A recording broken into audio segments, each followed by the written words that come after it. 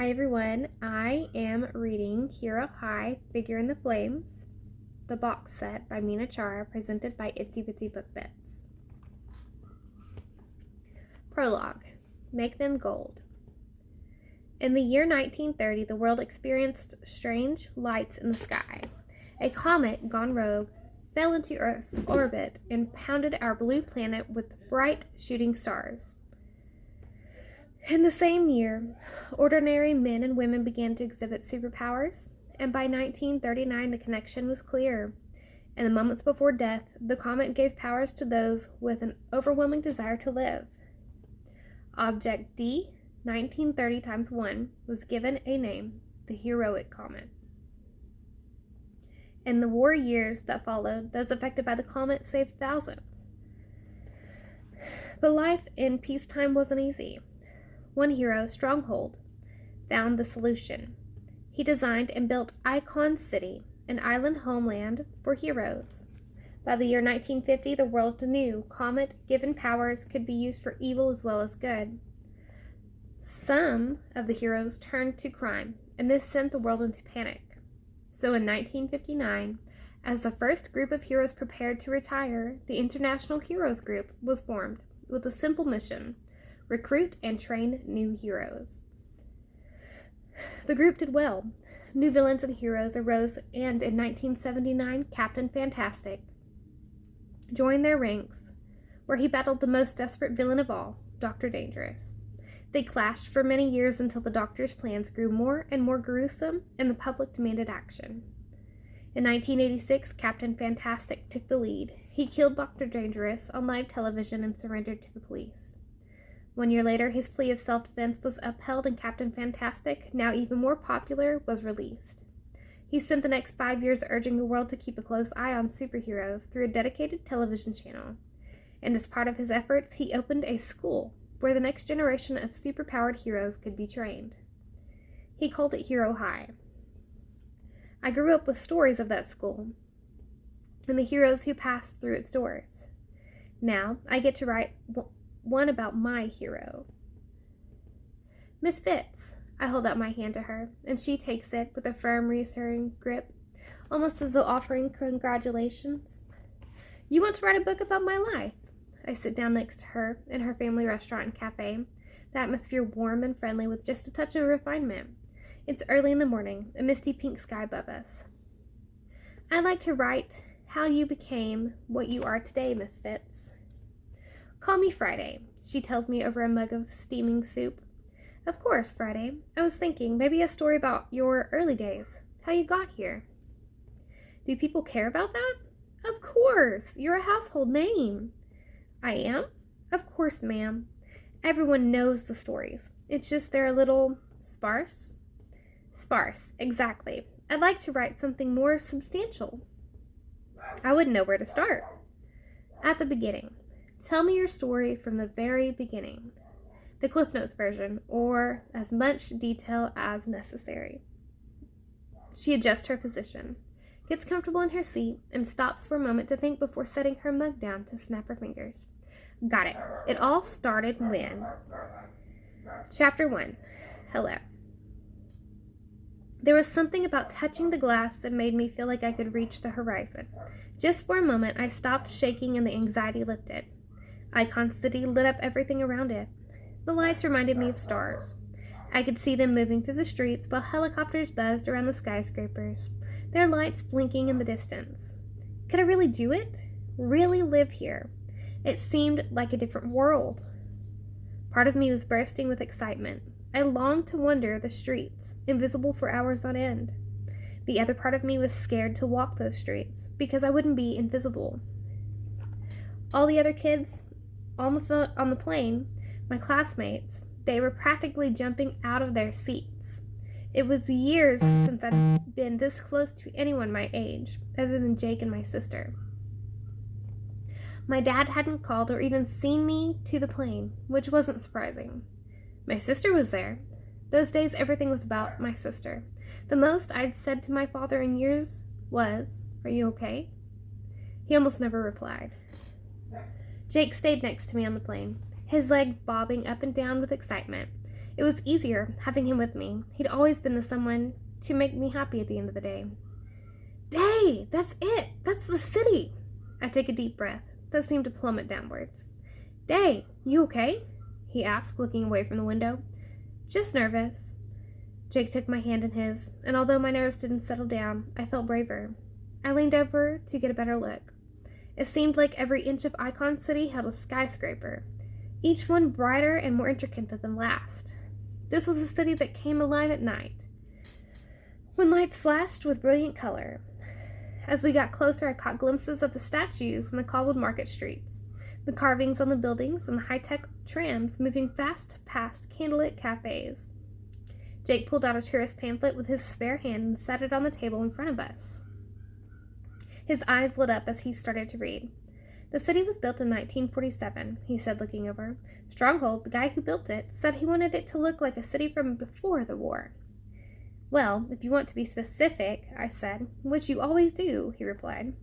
Which I always do, I agreed. Stronghold started making plans in 1945, but he didn't get permission to start building until 1947.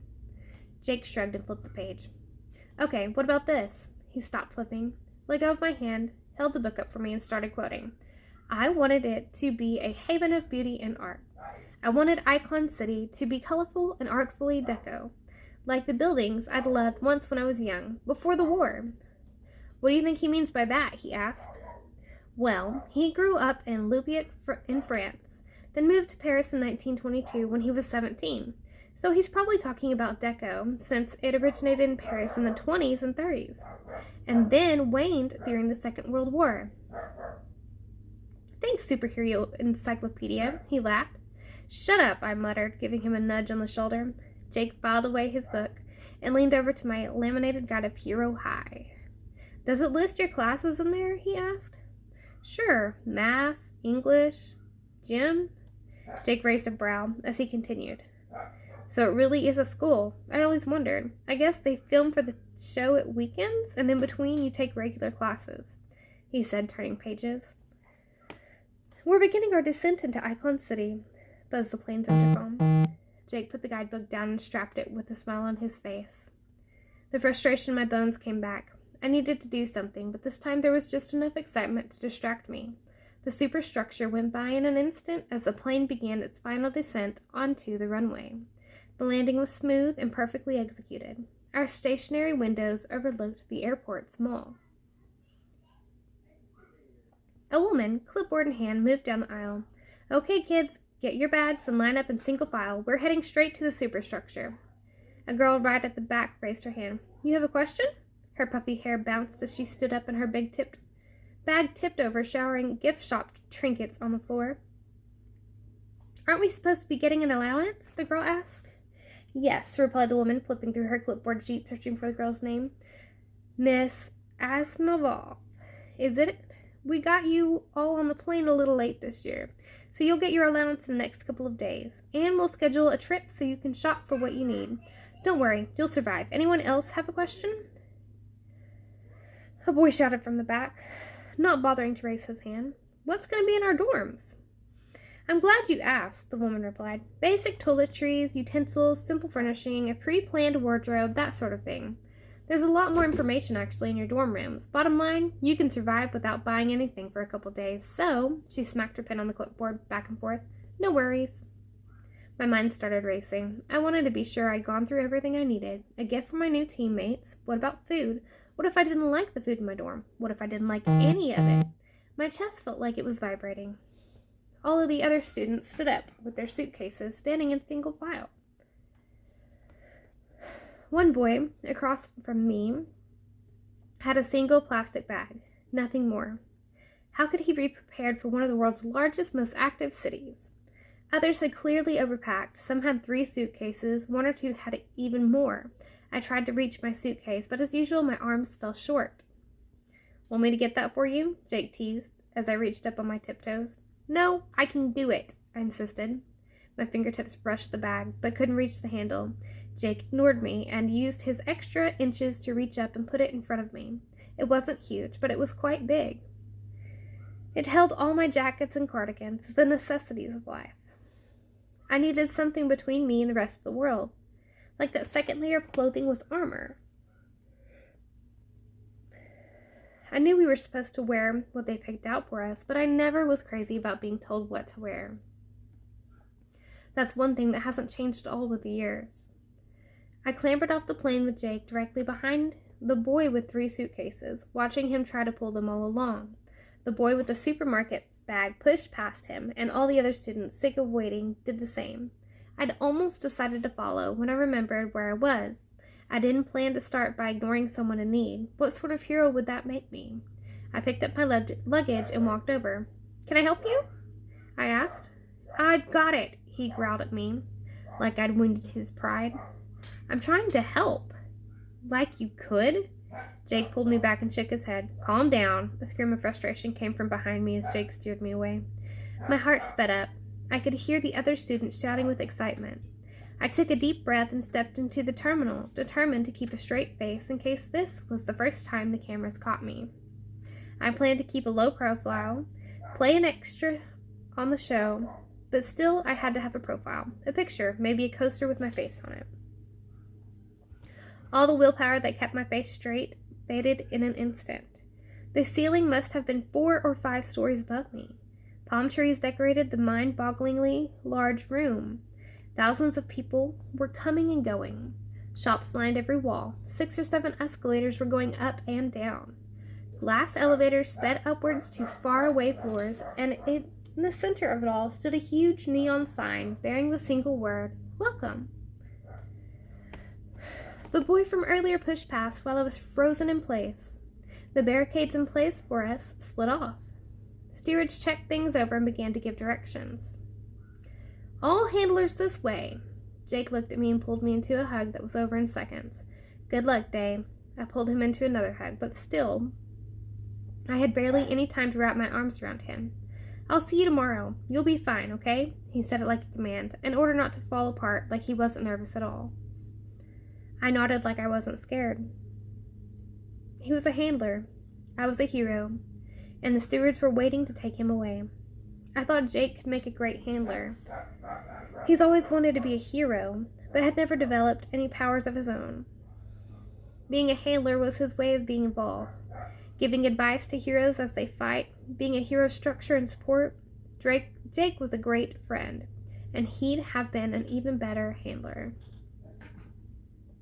The woman with the clipboard and booming voice pointed a firm finger at me and motioned me over. Then she held up her hand, demanding silence. I took a moment to study her features. The mole by the side of her mouth gave her authority and presence, like a star from a vintage movie. But her unwashed hair and battered jacket told a different story. It looked like she'd been working for longer than was ethical, but in that case, so did everyone else. Like the woman with the clipboard, they all had an earpiece in place and their clothes were much the same. "We have your names, ages, and powers," the woman told us. "We need you to walk in single file in front of the camera, and then you'll be evaluated.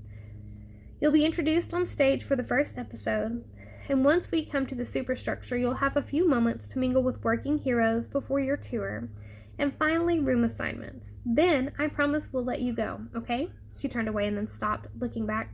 "I should have mentioned, I'm Veronica Lager. I'm the senior producer for the 2005 season. Let's get started." Hero High had a tradition of going through each student in the first episode of a new season, even if it meant using a 10-minute time slot. I did not want to be on TV, but I knew there'd be no getting around it. We all stood in a line and tried to walk naturally towards the exit, trailing our suitcases behind us. I was pretty sure, as the camera panned over me, that my face was as stern and uninviting as possible. My bitch face would go down in one of the 2 possible ways. 1, they would ignore me, or 2, they'd wonder why I looked so angry, and forever I'd be the creepy girl in the corner. Veronica Lager herded us out. She led us past expensive shops while various privileged bystanders turned their heads. Every time we passed a cafe, I had to hold myself back. I wanted to charge in there and demand their largest donut. I was so hungry I'd have eaten anything, but the one shop that stood out was the Chocolatiers. Other students in other years had the time to stop there, but not us. I'd never seen anything so delicious looking back home, but I had to let it go. The doors of the terminal opened and the cold wind rushed in. A line of photographers braved the cold September night trying to catch the new students at Hero High. People behind them waved a sign and screamed for autographs. It seemed so pointless. They had no idea who we were, but it made no difference. The city was so alive.